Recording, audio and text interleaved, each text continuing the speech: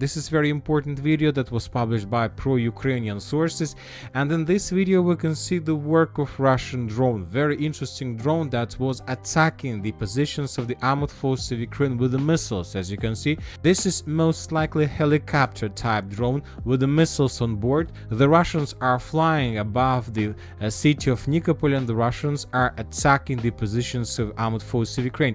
Of course, they're attacking the Ukrainian forces not with the cruise missiles, of course, just a small missiles that can probably deal damage to some buildings, maybe to set them on fire, maybe to destroy some ammo depot or another warehouse.